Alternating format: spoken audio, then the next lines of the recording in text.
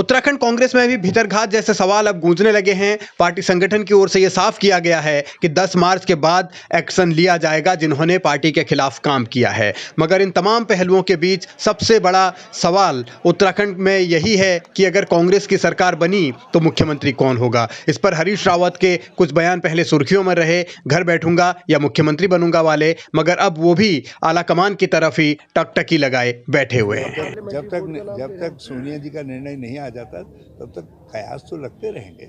आखिर राज्य के अंदर सारी चीज़ें जो है, मुख्यमंत्री कौन होगा, सरकार बनेगी, मंत्री लोग कौन होंगे, इसीलिए बने हैं। तो कयास राजनीति के अंदर लगते हैं, मगर एक बात ध्रुव सत्य है कि अटल सत्य है कि सोनिया जी ही निर्णय करेंगी। मुख्यमंत्री पद को लेकर हरीश रावत का दावा पहले से ही रहा है। उन्होंने चुनाव से पहले भी ये साफ किया था कि उत्तराखंड में कांग्रेस को सीएम कैंडिडेट डिक्लेयर करने के बाद ही चुनाव मैदान में उतरना चाहिए, लेकिन ऐसा नहीं हुआ। अब उनके समर्थक ये साफ कर रहे हैं कि मुख्यमंत्री के लिए हरीश रावत ही सबसे बेहतर हैं। जोत सिंह बिष्ट भी उनमें एक हैं जिन्होंने हरीश रावत की खुलकर वकालत की है। उपाध्यक्ष हैं वो पार्टी के, और इसके अलावा धनोल्टी से चुनाव भी लड़े हैं। उन्होंने सोशल मीडिया और तमाम चैनलों के सर्वे का हवाला दिया है और ये कहा है कि सभी सर्वे में हरीश रावत को ही मुख्यमंत्री पद का बेहतर दावेदार बताया गया है। और उन्होंने ये भी कहा है कि युवाओं में भी हरीश रावत को लेकर जबरदस्त रुझान देखा गया है। तो इसलिए हरीश रावत को लेकर जो लगातार एक ये सवाल उठते हैं कि क्या वो मुख्यमंत्री बनेंगे या नहीं बनेंगे, उनके समर्थन में कौन होगा कौन नहीं होगा, तो अब खुलकर बयानबाजी भी होने लगी है। जोत सिंह बिष्ट ने यह भी कहा है कि जो 5 साल में पहले कमियां रही थी, उन कमियों को दूर करने की हिम्मत या काबिलियत किसी में है तो वो हरीश रावत ही है। इसलिए कांग्रेस के पास हरीश रावत ही एकमात्र विकल्प है जो मुख्यमंत्री बन सकते हैं। हरीश रावत भी बतौर मुख्यमंत्री पहले काम कर चुके हैं, एक बार फिर वो सीएम बनना चाहते हैं। इसकी हसरत किसी से छिपी नहीं है और चुनाव के बाद भी वो लगातार कुछ उसी तरीके के बयान दे रहे हैं। उन क्षेत्रों के लिए जहां बरसानी खेती है प्रारंभ करें, और मैं इस योजना का नाम हलधर योजना रखना चाहूंगा।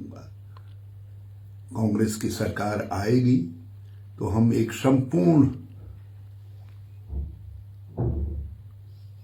हरित उत्तराखंड की योजना के तहत जहां जल शक्ति बनने का प्रयास करेंगे, वहां हम हरा भरा उत्तराखंड देने के लिए भी जो है इस हलधर योजना को एक अनुपूरक योजना के रूप में प्रारंभ करेंगे।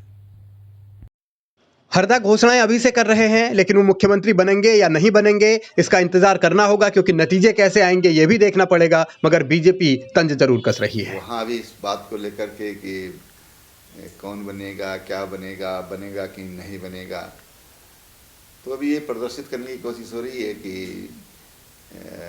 हम सरकार बना रहे हैं। हिडन काम की कोशिश हो रही है। नतीजों के बाद की तस्वीर क्या होगी ये तो 10 मार्च के बाद ही साफ होगा। लेकिन आपके अपने चैनल पहाड़ का पत्थर ने भी कुछ सर्वे किए जिनके आधार पर अलग अलग जवाब लोगों ने दिए हैं। उत्तराखंड के लिए 2022 में बेहतर मुख्यमंत्री कौन साबित होगा, ये चुनाव से पहले का सर्वे है जिसमें हरीश रावत को 63% लोगों ने पसंद किया है बतौर मुख्यमंत्री। उसके बाद जब मतदान हो गया था उसके बाद एक सर्वे हमने किया, उसमें भी हरीश रावत को 74% लोगों ने मुख्यमंत्री के तौर पर बेहतर माना है। और ये आपके अपने चैनल के सर्वे हैं जो ऑनलाइन सर्वे हुए हैं, इसमें आप पूरी तस्वीर देख सकते हैं। उत्तराखंड में किसकी सरकार बनेगी, यह भी एक सर्वे है जिसमें कांग्रेस के समर्थन में 65% लोगों ने हामी भरी है।